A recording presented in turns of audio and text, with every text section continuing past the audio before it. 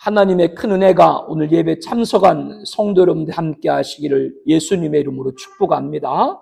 5월은 가정의 달입니다. 이달 교회의 표어는 생명의 달입니다. 가정의 중심에는 생명이 있죠.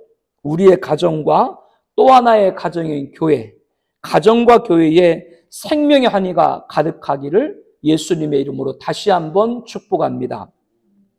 히스기야 하면 우리는 기도를 떠올리게 됩니다. 히스기야가 왜 기도의 사람이 되었던가요? 열왕기하 20장 1절에 보면 그때 히스기야가 병들어 죽게 되며 아모스의 아들 선지자 이사야가 그에게 나와서 그에게 이르되 여호와의 말씀이 너는 집을 정리하라. 내가 죽고 살지 못하리라. 이렇게 히스기야가 죽을 병에 걸렸을 때 선지자 이사야로부터 너는 집을 정리하라. 내가 죽고 살지 못하리라. 즉 이제 죽음을 준비하고 가족들에게 유언을 남기라. 그런 의미인 거죠. 이에 히스기야가 낯을 벽으로 향하여 여호와께 기도하여 이르되 여호와여 구하오니 내가 진실과 전심으로 주 앞에 행하며 주께서 보시기에 선하게 행한 것을 기억하옵소서 하고 히스기야가 심히 통곡하더라.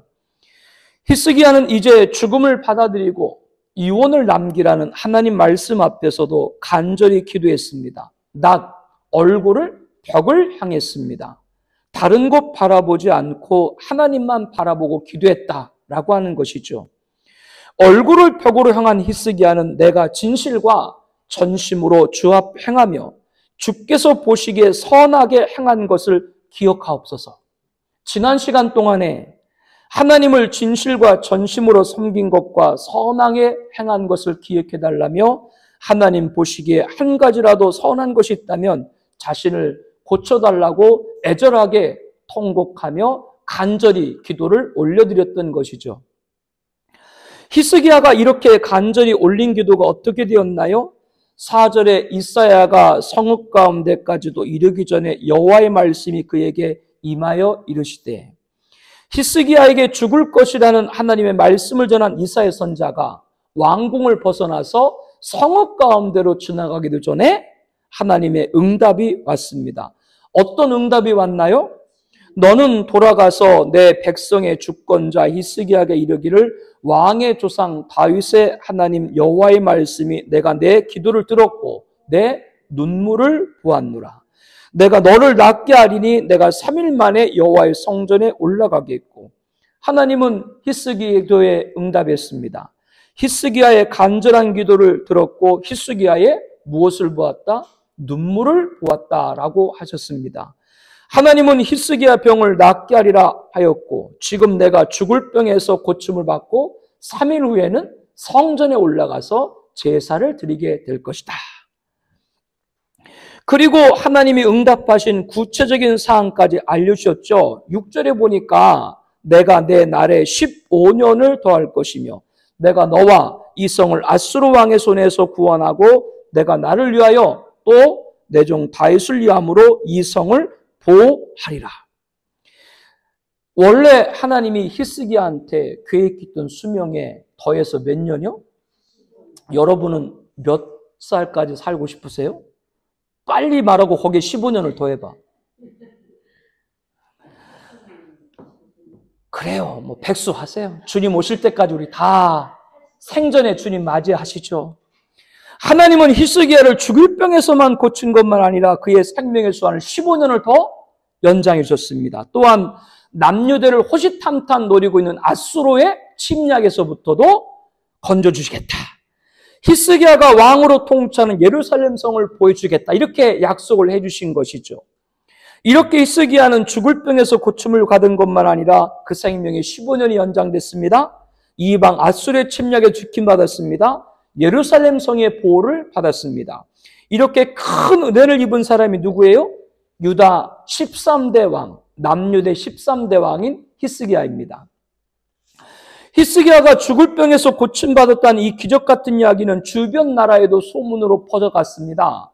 바벨론 왕 보르닥 발라다는 사신을 통해서 편지와 예물을 이 히스기야에게 보냈죠. 건강과 안녕을 전했습니다. 이에 히스기야는 고무되었던 것 같습니다. 자신이 중병의 고침을 받을 것을 알고 이웃나라, 더욱이 당시 아수르와 함께 패권을 다투던 강대국 바벨론 왕이 친히 사신까지 보내서 자신의 그 안부를 물었으니 히스기야가 너무나 그 말을 듣고 들떴던 것 같습니다. 그 흡족함의 표현으로 자신의 왕궁의 보물들을 바벨론 왕 사신들에게 보여주게 되죠. 친히 자신이 안내를 하면서까지죠.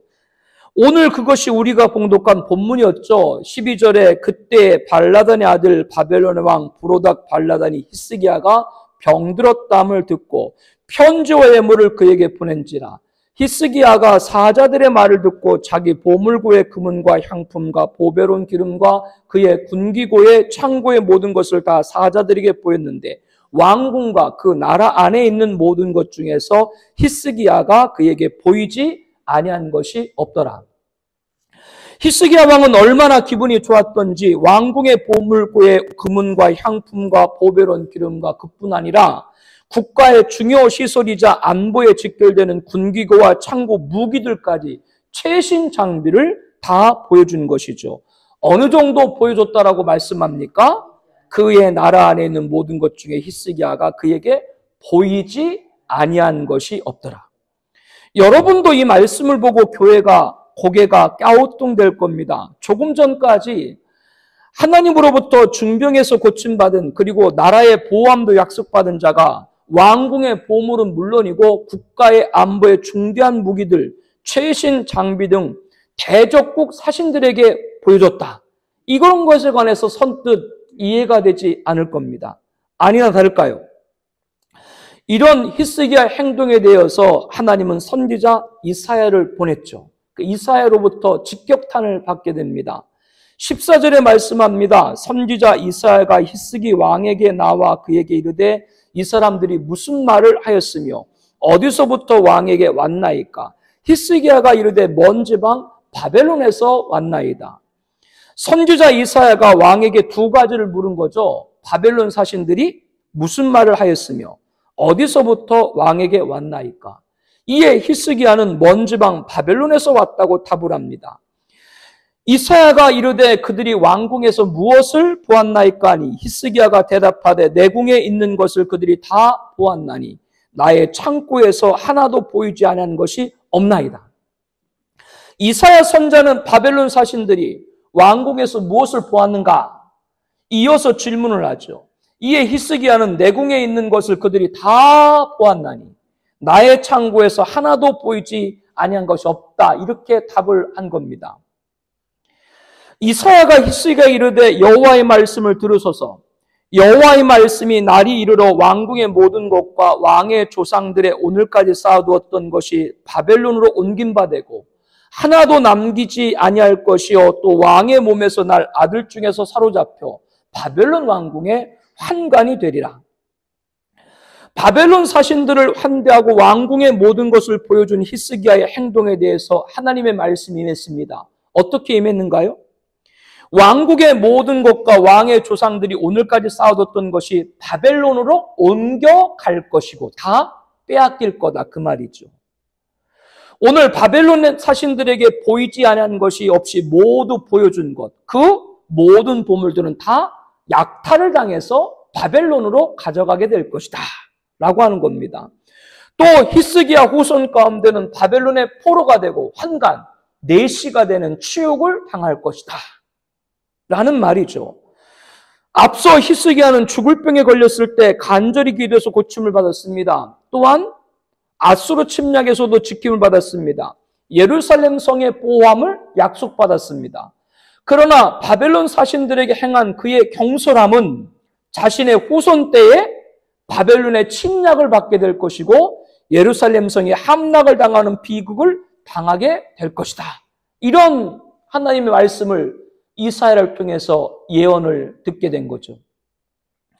남유대는 나중에 바벨론으로부터 세 차례 공격을 받게 됩니다. 바벨론 왕 느부갓네살은 BC 606년 예루살렘으로 진군 왕족의 소년들인 다니엘 같은 그러한 소년들을 포로로 잡아가죠. 느부갓네살 왕은 남유대로부터 매년 조공을 받기로 하고 바벨론 들어갑니다. 그러나 BC 597년에 재침공 때는 유다왕 여호와긴과 왕실의 가족들도 비참하게 바벨론으로 끌려가게 됩니다. 그리고 오늘 본문에 예언한 대로 왕궁의 모든 보물을 찬탈해 가죠. 열왕기하 24장 13절에 그가 여호와의 성전의 모든 보물과 왕궁 보물을 집어내고 또 이스라엘 왕 솔로몬이 만든 것 곧 여호와의 성전의 금그릇을 다 파괴하였으니 여호와의 말씀과 같이 되었더라. 심지어는 장정과 기술자들까지도 싹 쓸어서 바벨론으로 끌어갑니다. 그러나 이것이 끝이 아니었죠. BC 586년 제3차 침략 때 남유대는 완전히 멸망했고 모리아산에 지어졌던 솔로몬 성전은 파괴되었습니다. 그리고 예루살렘의 금은보와 그것 이어가지고 성전의 모든 기물들까지도 싹 쓸어서 바벨론으로 다 가져가게 됩니다. 이 히스기야 왕 후대에 이런 일이 있게 됐다라고 하는 것이죠. 오늘 본문에서 바벨론 사신을 대한 히스기야의 경솔한 행동은 왕실과 백성 그리고 성전과 왕궁 그 나라의 모든 걸 잃게 되는 한 원인이 되었던 것이죠. 이에 대해서 우리는 하나님이 좀 심한 것이 아닌가 생각될 수 있습니다. 아무리 그래도 그렇지 바벨론 사신들에게 왕궁의 보물과 무기와 장비들을 보였다고 국가가 패망하고 이방 나라의 모든 전리품으로 빼앗기게 하시다니 하나님 너무한 것 아닙니까? 항의 아닌 항의를 하고 싶은 마음을 가질 수 있습니다. 오늘 본문과 병행 본문은 그 이유에 대해서 말씀을 하고 있죠. 역대하 32장 24절에 그때 히스기야가 병들어 죽게 되었으므로 여호와께 기도하며 여호와께서 그에게 대답하시고 또 이적을 보이셨으니 그 이적이 뭐예요? 병을 낫게 한 거죠. 병에 고침받은 히스기야가 역대하 32장 25절에 히스기야가 마음이 교만하여 그 받은 은혜를 보답하지 아니함으로 진노가 그와 유다와 예루살렘에 내리게 되었더라. 이 말씀에 히스기야 마음이 어떻게 되었다라고 말씀합니까? 교만하였다. 히스기야는 교만하여 하나님께 받은 은혜를 보답하지 않았다라고 했습니다. 그로 인해서 하나님의 진노가 유다와 예루살렘에 내려 바벨론에게 패망하게 되었다라고 하는 것이죠. 히스기야가 어떤 교만을 가졌는가요? 히스기야는 오늘 본문에서 자신의 병 중에서 고침받은 사실을 알고 바벨론 왕이 건강과 안녕을 전하기에 보낸 사신들을 맞이했죠. 그렇다면 이 자리에서 히스기야가 어떤 행동을 해야 옳을까요? 바벨론 사신들에게 하나님을 전해야 됩니다. 자신이 병들어 죽게 되었을 때 하나님은 선자 이사야를 보내서 죽음을 받아들이라고 했지만 가족들에게 이 모든 걸 알리고 유언할 걸 명했지만 그러나 저는 간절히 기도했습니다. 낫을 벽을 향하여 간절히 간구했습니다. 내가 진실과 전심으로 주를 섬긴 것과 내가 행한 것 중 선한 것이 있다면 한 가지라도 기억하시고 고쳐달라고 심히 통곡하고 간절히 기도했습니다. 그때 하나님은 선자 이사야가 왕궁을 떠나 성읍 가운데로 가기 전에 응답하셨습니다. 제 죽을 병을 쾌유케 하시고 3일 후에 여호와의 성전에 올라 제사할 것이라고 했습니다. 그래서 지금 제가 이렇게 당신들 앞에 섰습니다. 하나님은 나의 병만 고쳐준 것이 아니라 내 수명의 15년을 더 연장시켜 주셨고 이방 앗수르의 침략의 성을 보호하셨고 예루살렘 성을 지켜준다고 약속했습니다. 이렇게 바벨론 사신들에게 히스기야는 하나님을 전해야 했어요. 이것이 하나님의 은혜 받은 자가 은혜에 보답하는 것이죠. 그러나 히스기야는 그렇게 하지 않았습니다. 자신의 왕궁의 보물고의 보물들과 국가안보와 직결되는 군기고의 모든 무기를 보아줬습니다. 이 모든 걸 보여줬다라고 하는 건 히스기야 마음에 뭐가 자리 잡고 있는 거예요? 자랑. 바벨론 사신들에게 이렇게 보물과 무기가 가득한 걸 자랑한 것이죠. 이것을 하나님은 무엇으로 본 거예요? 교만으로 본 겁니다. 이사야에 보게 되면 히스기야가 죽을 병에 고침받고 난 후에 하나님 앞에 올려드린 찬양시가 기록되어 있습니다. 이사야 38장 20절입니다. 여호와께서 나를 구원하시리니 우리가 종신토록 여호와의 전에서 수금으로 나의 노래를 노래하리로라. 히스기야는 자신을 고쳐주신 하나님을 일생 동안 찬양할 걸 다짐했습니다. 자기 사는 평생에 하나님을 높일 것을 다짐한 겁니다. 일생 동안 하나님께 영광 돌릴 것이라고 했습니다. 그러나 오늘 본문의 히스기야는 그렇게 하지 않고 사람들 앞에 자신의 왕국을 자랑한 거죠. 자기 것도 아닌데. 자기가 병 고침 받았어요? 누가 고친 거예요? 그러면 자기 몸이 자기 건가? 하나님 거죠. 하나님이 예루살렘을 지켜줬어요? 그 예루살렘 보호한다고 그랬어요? 그 예루살렘은 누구 거예요? 하나님이 지켰기 때문에 그것도 하나님의 것이죠. 그러나 히스기야는 자신의 것이냐만 자랑을 한 것이죠. 히스기야는 큰 은혜를 받은 사람입니다. 그러면 은혜 받은 자로서 마땅히 은혜를 주신 하나님을 높여야 됐습니다. 그러나 히스기야는 왕국의 보물고의 보물과 군기고의 각종 최신 장비를 보여주면서 자랑했습니다. 이것은 교만입니다. 왜 히스기야가 후대의 나라가 멸망하고 그가 보여준 모든 것이 하나도 빠짐없이 다 빼앗기게 되었을까? 이것을 알게 할 수 있는 것이죠. 오늘 본문을 관찰해 보면 바벨론 사신들을 맞이한 히스기야가 이사야로부터 질문을 받게 됩니다. 두 가지예요. 14절에 보니까 이 사람들이 무슨 말을 하였으며 어디서부터 왕이 왔나이까? 이때 히스기야는 먼 바벨론에서 왔나이다. 이것만 대답을 했지. 사신들이 왕에게 무슨 말을 했습니까? 이 말을 성경은 기록하고 있지 않아요. 그러나 유추를 할 수 있습니다. 히스기야가 바벨론 사신들의 말을 듣고 자기의 보물고의 보물을 다 보여줬잖아요. 이것으로 볼 때 바벨론 사신들이 아마 좋은 얘기를 했겠죠. 그러니까 자기 걸 다 보여줬겠죠. 그렇지 않고서 어떻게 나라 살림을 보여주겠습니까?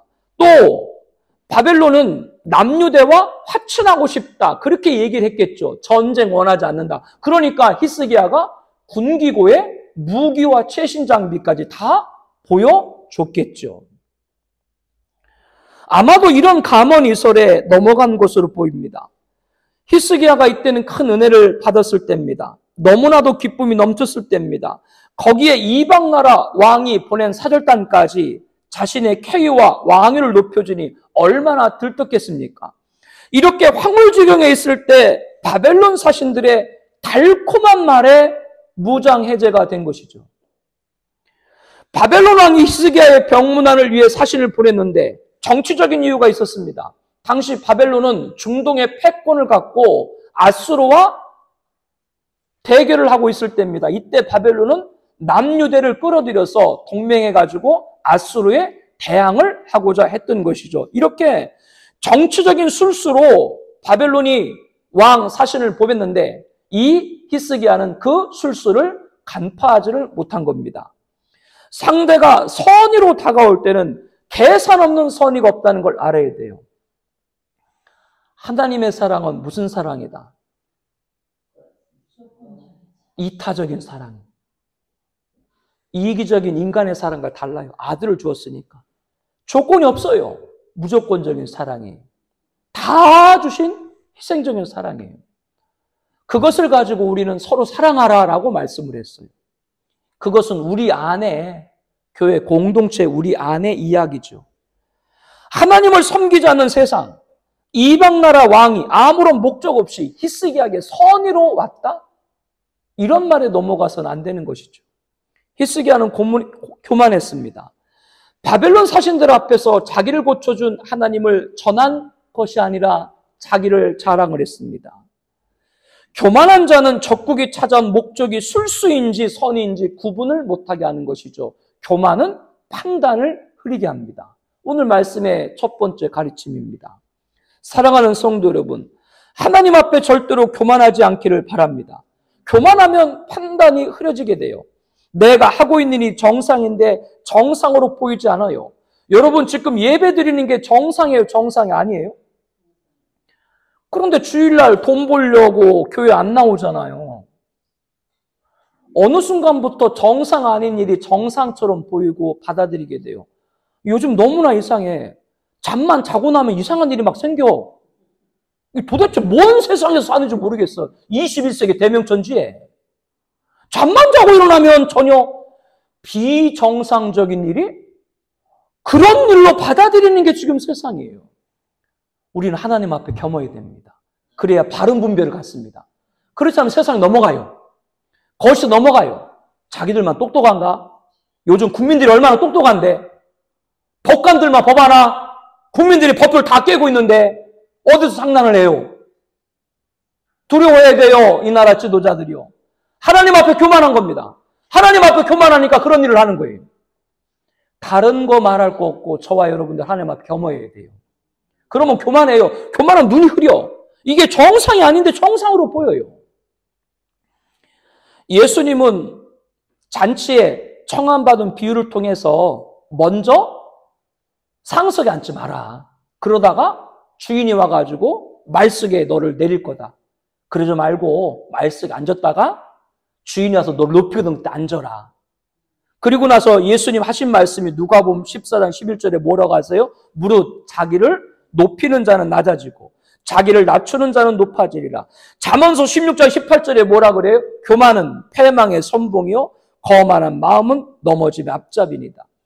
사도 베드로도 이렇게 말합니다. 베드로전서 5장 5절에 하나님은 교만한 자를 대적하시되 겸손한 자들에게 은혜를 주시느니라.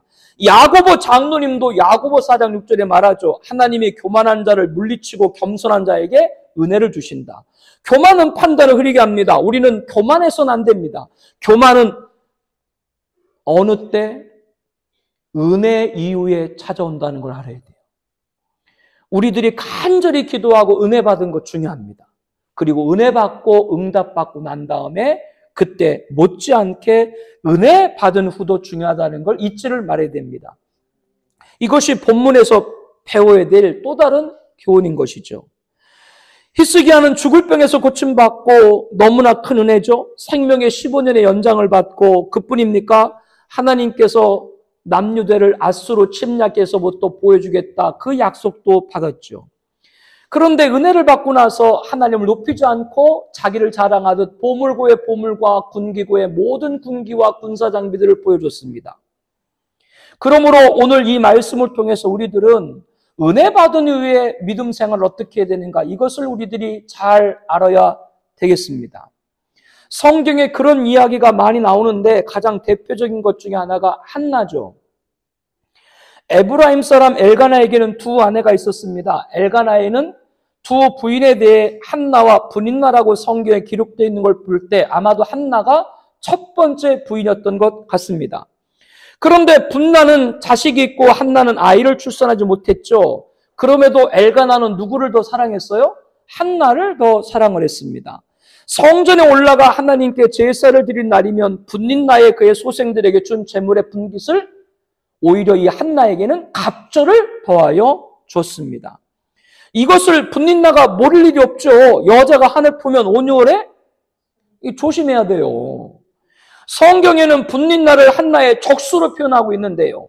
분인나를 한나를 심히 격분하게 했다라고 사무엘상 1장 6절에 말합니다. 그것도 성전 올라갈 때, 꼭 기도하러 갈 때, 예배하러 갈 때만 속을 더 분인나가 한나를 격동을 시켜요. 주일날 예배 올 때 꼭 남편이 긁죠. 아내가 긁고 자식이 속썩이고요. 성전에 올라가려고 그러면 꼭 이 분인나가 한나를 더 괴롭히는 거예요. 그렇게 격분시킴으로 울고 먹지 않았다라고 성경은 말합니다. 네가 정실이면 정실이지 애도 못 낳는 주제. 아마 이렇게 분인나가 한나를 공격했던 것으로 보입니다. 그런 한나를 남편인 엘가나는 어찌하여 울며 어찌하여 먹지 아니하며 어찌하여 그대의 마음이 슬프냐. 내가 그대에게 10 아들보다 낫지 않느냐 위로를 했습니다. 엘가나가 한나를 참 사랑을 한 거죠.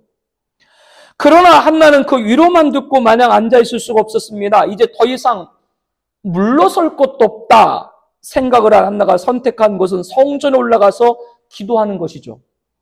자신을 격분시킨 분인나로 인해 마음의 괴로움을 가득 안고 성전에 찾아갔습니다. 기도하며 통곡했습니다. 한나는 기도를 드리면서 한 가지를 생각했습니다. 이렇게 기도만 드려서는 안 되겠다. 내가 하나님 앞에 서원을 한 가지를 드려야 되겠다. 만군의 여호와여 만일 주의 여종의 고통을 돌보시고 나를 기억하서 주의 여종을 잊지 아니하시고 주의 여종에게 아들을 주시면 내가 그의 평생에 그를 여호와께 드리고 삭도를 그의 머리에 대지 아니하겠나이다. 한나는 하나님께 저의 태문을 여시고 자식을 주시고 아들을 주시면 평생 그 아들을 하나님의 일을 하는 하나님의 사람으로 드리겠습니다. 이거를 나시린 그렇게 얘기합니다. 구별됐다. 일평생 세상과 단절하고 구별해서 하나님께 봉헌하겠습니다. 아들을 하나님 앞에 드리겠다라는 서원이에요. 그렇게 기도한 이후에 한나는 대세장에게 평안히 가라, 이스라엘 하나님이 내 기도에 구한 것을 허락할 원하노라 축복을 받았죠. 한나는 은혜 있기를 원하나이다 답한 후에 가서 먹고 얼굴에 다시는 근심빛이 없었습니다. 기도를 믿은 거죠. 근심한 얼굴이 없이 밤을 꼬박 새워가며 기도한 한나는 다음날 아침 일찍 집으로 돌아갔어요. 그리고 엘가나가 그의 아내 한나와 그날 밤에 함께했죠. 그때 여호와께서 그를 생각했다라고 사무엘상 1장 19절에 말합니다. 여호와께서 한나를 생각했다. 무슨 뜻인지 다 아시죠? 서원 기도를 올린 한나를 긍휼히 여기사 하나님은 그녀에게 그 기도에 응답을 해주신 것이죠. 한나는 하나님의 은혜로 임신을 하게 됐습니다. 아들의 이름을 내가 여호와께 그를 구하였다 뜻의 사무엘로 정했죠. 참 귀한 응답을, 큰 은혜를 한나가 받지 않았습니까? 그러나 이제 또 다른 갈림이 그 앞에 놓여 있었습니다. 바로 서운한 대로 아들을 사무엘을 성전으로 보내야 했기 때문에 그렇죠. 한 번쯤 고민했을 법도 한데 한나는 그러나 주저하지 않았습니다. 남편 엘가나에게도 젖되거든 내가 그를 데리고 가서 여호와 앞에 뵙고 거기 영원히 있게 하리라. 이렇게 단호하게 남편에게도 그 뜻을 전했습니다. 젖을 때도 아직 어린 사무엘을 안고 수소 3마리와 밀가루 1에바와 포도주 1가죽부대를 가지고 성전에 올라갔습니다. 그리고 대제사장 앞에서 이 아이를 위하여 내가 기도하였더니 내가 구하여 기도한 바를 여호와께서 내게 허락하신지라. 그러므로 나도 그를 여호와께 드리고 그의 평생을 여호와께 드리겠나이다. 이렇게 고백한 후 하나님을 경배했습니다. 그 후 어떻게 됐는지 여러분 다 아시죠? 사무엘은 이스라엘의 사사로, 대제사장으로, 그리고 선지자로 위대한 하나님의 사람이 됐습니다. 그리고 여호와께서 한나를 그 후에 어떻게 하셨어요? 돌보시사 그로 하여금 임신하여 새 아들과 딸 둘을 더 얻게 하셨더라. 아멘. 하나님께 소원해서 기도하는 응답받은 큰 은혜를 받고 난 후에 은혜를 받은 사람은 어때야 되는가를 이 한나를 통해서 우리들은 알게 됩니다. 야곱은 어머니 라헬 말에 따라서 형 에서의 장자권을 차지하게 됩니다. 이에 원한을 품은 에서가 아버지 이삭이 죽기만 하면 동생 야곱을 죽이리라 그렇게 마음에 원한을 품었죠. 이를 눈치챈 라헬은 야곱을 외삼촌이 사는 밧닷 아람으로 보냈습니다. 야곱은 홀로 한 번도 떠나보지 못한 고향을 떠나서 외삼촌 집으로 가는 길 쉽지 않았죠. 가는 도중에 석양이 일었습니다. 야곱은 할 수 없이 광야에서 유숙하기로 하고 돌을 베개 삼아 잠이 들었죠. 야곱은 할 수 없이 이 길을 갔지만 그 꿈속에서 하나님의 음성을 듣게 됩니다. 창세기 28장 13절에 또 본즉 여호와께서 그의 위에 서서 이르시되 나는 여호와니 너의 조부 아브라함의 하나님이요 이삭의 하나님이라.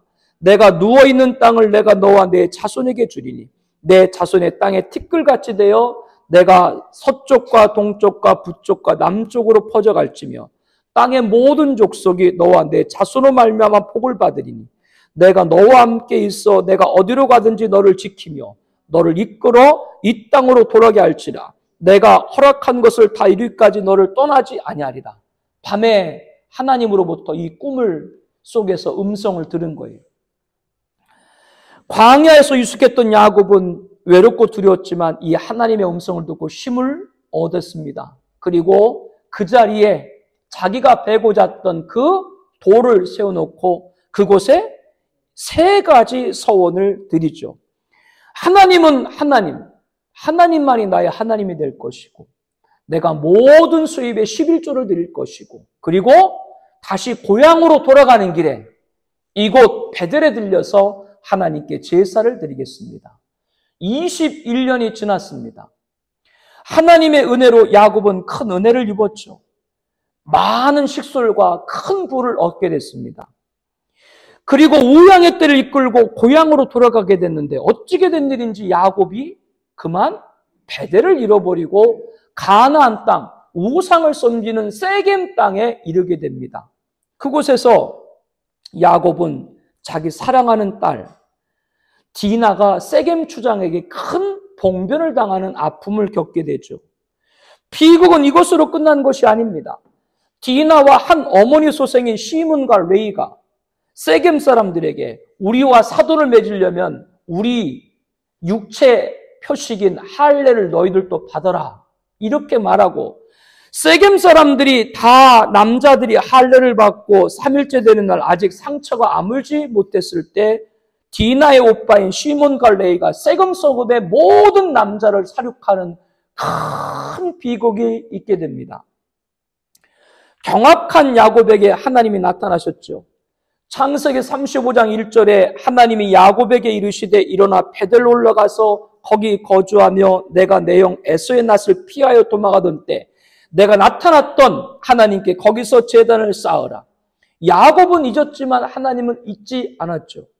21년 전 내가 제사들을 서운했던 베델로 올라가라고 명령했습니다. 이에 야곱이 자기 집안 사람들과 자기와 함께한 모든 자에게 이르되 너희 중에 이방 신상들을 버리고 자신을 정결하게 하고 너희들의 의복을 바꿔 입으라. 우리가 일어나 베델로 올라가자. 내가 환난 날에 내가 응답하시며 내가 가는 길에서 나와 함께 하신 하나님께 내가 거기서 제단을 쌓으라 하노라. 하나님의 명을 따라 야곱은 세겜 땅에 있는 모든 이방 신상들을 상수리 나무 아래 묻고 가족을 데리고 어디로 갔어요? 베델로 갔습니다. 하나님은 야곱을 돌보시고 야곱을 해하려는 자들 추격을 하지 못하도록 막아주셨죠. 그리고 베델에서 제단을 쌓고 그곳을 베델의 하나님이란 뜻의 엑베엘로 불렀습니다. 본문의 히스기야만 아니라 큰 은혜를 받은 이후에 바로 하지 못하면 화를 당한다고 하는 것을 성경은 또한 교훈을 하고 있죠. 이스라엘의 단지파 마노아의 아내는 잉태하지 못하는 여인이었습니다. 그러나 여호와의 사자로부터 아들을 가질 것이며 그 아들은 날 때부터 나실인이 되고 여호와께서 그를 사용하여 이스라엘을 블레셋 손에서 구원할 것이다 라는 예언을 듣게 됩니다. 그 아들이 누구예요? 삼손입니다. 그는 태어날 때부터 자기가 나실인으로 성별됐다는 것을 알았기 때문에 이 삼손 또한 평생을 서운한, 나실인으로 서운한 삶을 살아야 했던 것이죠. 이렇게 여호와의 신에 감동되었던 삼손은 초자연적인 능력으로 대적들을 물리쳤습니다. 그런데 나실인으로 성별함에도 불구하고 부모의 반대를 무릅쓰고 블레셋 딥나에 사는 여인과 결혼을 했죠.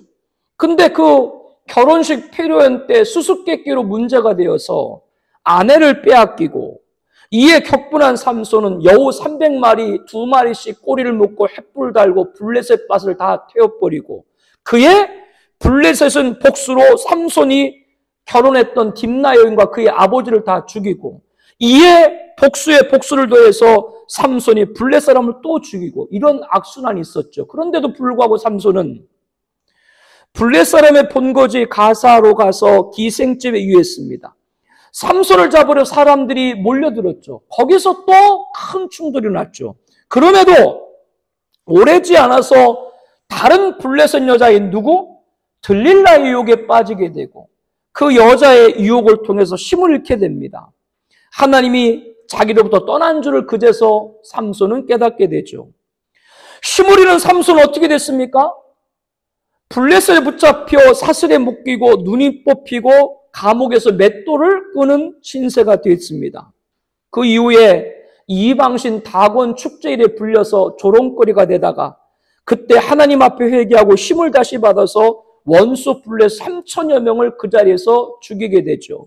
하나님께 영광을 돌리게 됩니다. 그렇지만 나시로 택함 받아 예언한 대로 큰 능력을 받았지만 그 역시 은혜 받은 이후에 어떤 삶을 살아야 되는가를 우리들에게 알려주고 있다라고 하는 겁니다. 하나님께 큰 은혜를 받은 후 똑같이 서원한 한나와 야곱 그리고 삼손을 통해서 우리들은 받은 은혜와 함께 은혜 받은 이후에 중요함이 어떤가를 히스기야와 비교하면서 우리들은 알게 됐다라고 하는 거죠. 히스기야도 고침을 받고 난 후 일평 동안 하나님을 찬양하고 영광 오기를 다짐했습니다. 맹세했습니다. 그런데 교만해서 자기를 자랑했던 것이죠. 사랑하는 성도 여러분, 우리가 하나도 보이지 아니하는 것이 없이 보일 수 있는 분은 하나님밖에 없는 줄로 믿습니다. 히스기야가 죽을 병에 걸렸을 때 간절히 기도했다고 그랬죠. 그건 뭐예요? 하나님 앞에 자기를 다 보인 거예요. 한나가 아들이 없어서 분린나에게 여러 수모를 당하고 기도하며 통곡하고 서운했다. 그것은 뭐예요? 한나가 하나님 앞에 자기를 다 보였다고 하는 거예요. 야곱이 홀로 밧단하고 가는 길에 꿈속에서 하나님 만나서 돌베개를 제단 삼고 기도하고 서운한 건 누구에게? 하나님 앞에 자기를 다 보인 거예요. 삼손이 예언을 통해 태어나고 큰 능력을 받았다고 하는 것은 삼손이 하나님 앞에 다 보였던 것이죠. 그러나 그 결과는 서로가 달랐음을 방금 말씀을 통해서 우리는 알았습니다. 다시 한번 우리는 각인하길 원합니다. 하나도 보이지 않은 것이 없이 보일 수 있는 분은 하나님밖에 없는 줄로 믿습니다. 그에게 하나님이 큰 은혜를 주신다라고 하는 것이죠. 그렇다면 우리는 어떻게 해야 됩니까? 어느 순간 누구 앞에서도 하나님을 보이기를 바랍니다. 하나님을 전해야 됩니다. 하나님을 사랑해야 됩니다. 하나님을 높여야 됩니다. 하나님을 찬양하게 될 줄로 믿습니다. 나를 보여서는 안 돼요. 큰 은혜를 받고도 잊지 않는 것, 혹시 여러분에게 있나요? 잊고 있는 것 있지 않나요? 하나님을 보이시기를 축복합니다. 주님의 도우심과 역사하심이 반드시 임할 줄로 예수님의 이름으로 축복합니다. 우리 함께 기도드리죠.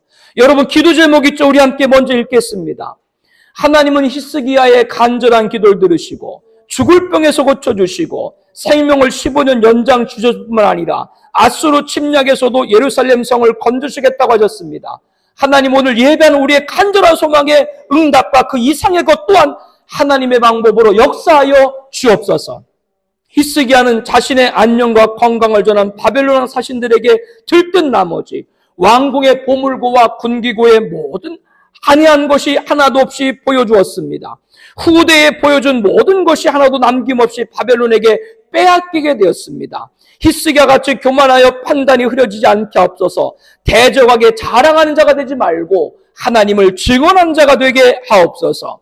은혜를 받음도 중요하고 은혜 받은 후도 중요합니다. 무자한 한나는 하나님께 아들을 주시면 일생을 하나님을 위해 일하시는 나시를 소원하였고 은혜로 아들을 얻었습니다. 때가 되자 이제 젖을 막된 어린 사무엘을 지체 없이 성전의 제물과 함께 드렸고 훗날 사무엘은 위대한 하나님의 사람이 되었습니다. 은혜 받고 난 후에도 중심이 변하지 않게 하여 주옵소서.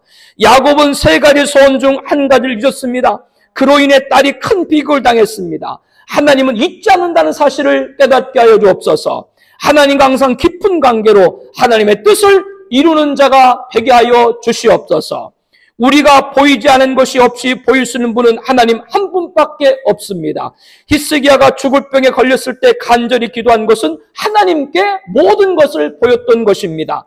누구 앞에서도 하나님을 보이게 하옵소서. 하나님을 사랑하게 하옵소서. 하나님을 전하게 하옵소서. 하나님을 높이게 하옵소서. 하나님을 찬양하게 하옵소서. 은혜 받고 잊지 않는 자가 되게 하여 주시옵소서. 우리 함께 통성으로 기도하겠습니다.